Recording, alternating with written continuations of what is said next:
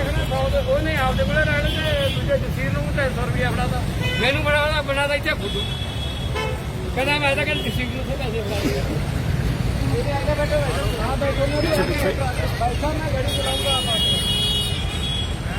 ਜਸੀਰ ਜੀ ਆਇਆ ਨੂੰ ਪਹਿਲਾਂ अब बात कर रहा हूँ मैं खेलों की। अगर हरियाणा में बात की जाए खेलों की तो आपने जो योगदान दिया है शायद हरियाणा में नहीं दिया, लेकिन आज वो स्थिति आपको नजर आ रही है क्या? हरियाणा में नहीं, हमने पूरे देश में खेल को बढ़ावा दिया।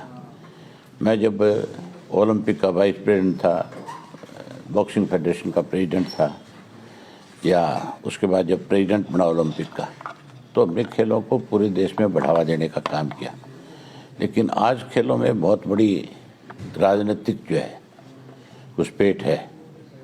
आज भारतीय जनता पार्टी की सरकार ने जहाँ हर मामले में दखलंदाजी शुरू कर दी, राजनीतिक तौर पे तो अलग अलग एजेंसियों का दुरुपयोग कर दिया, वहीं खेलों के अंदर भी इन्होंने अपनी मनमर्जी चलानी शुरू कर दी। ओलंपिक को ख़त्म कर दिया और अब कोई भी फेडरेशन अगर अपना चुनाव कराती है और उस फेडरेशन के अंदर निष्पक्ष चुनाव होता है तो उसमें फिर रुकावट पैदा करते हैं, फिर अपनी मनमर्जी करते हैं, फिर उनको डराते हैं कि आप अगर हमारी बात को नहीं मानोगे तो कल को एजेंसियों का सामना करना पड़ेगा। हमारी हालत तो आज पाकिस्तान से भी ज़्यादा बुरी है। पाकिस्तान में सरकार जो है मिलिट्री का दुरुपयोग करती रही है, एजेंसियों का दुरुपयोग करती रही है। आपने देखा नहीं पाकिस्तान में किस तरह से कोई भी राजनीतिक दल जो पहली दफ़ा सत्ता में होता है, कोई दूसरा दल सत्ता में आ जाता है तो फिर पहले जो सत्ता में बैठे लोग होते हैं उनको देश छोड़ करके भागना पड़ता है।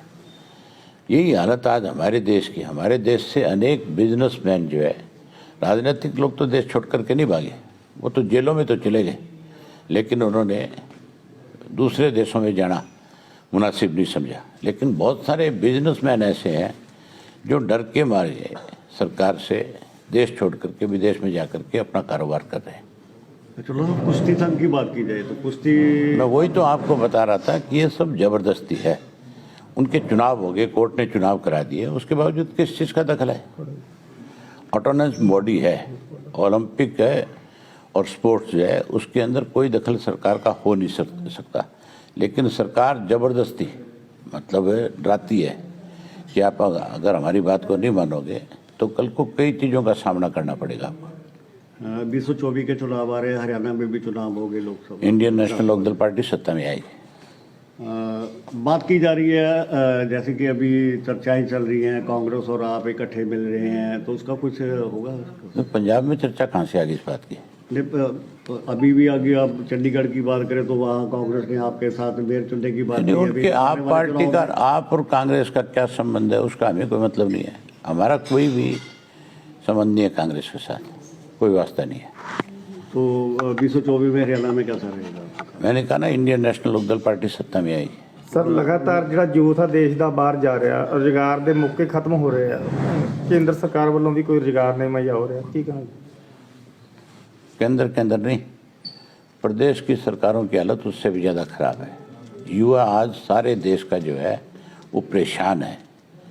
आज उसके सामने मतलब अपनी स्टेट में उसको कहीं नहीं लगता कि तू कहीं सुरक्षित है, तुझे कहीं कोई रोज़गार मिल जाएगा।